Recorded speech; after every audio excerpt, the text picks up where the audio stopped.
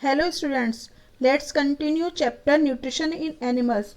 In our previous video, we have studied about digestion in humans. Now, we will understand the entire process once again. First, we take food through mouth. The digestion of carbohydrates starts in our mouth. Then the partially digested food will move through esophagus to our stomach. The digestion of proteins start in stomach. After stomach, the partially digested food will pass on the small intestine. In small intestine, complete digestion of food takes place. After small intestine, the undigested food will pass on to large intestine. In large intestine, the water and salts are absorbed from the undigested food. Then the rectum holds undigested food till the elimination, and finally through the anus the undigested food will come out. So this is entire process of digestion. So main steps of nutrition in humans are ingestion, digestion, absorption, assimilation, and last step is egestion.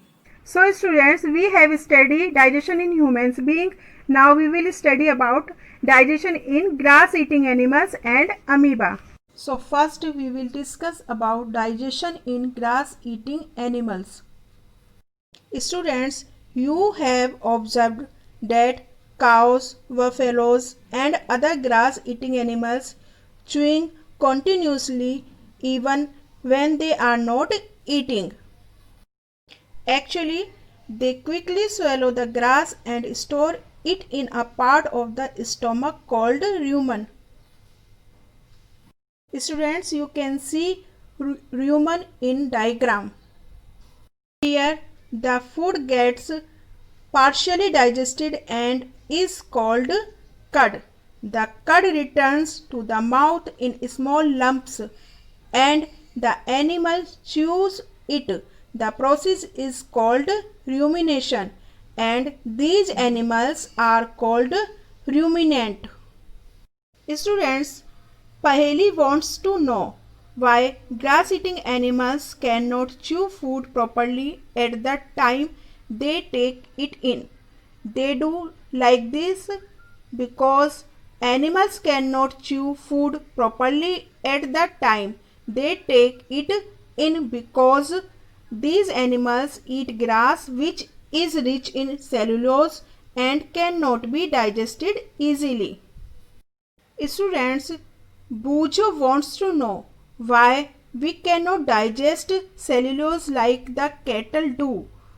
Because we cannot digest cellulose in their food like cattle due to the absence of rumen.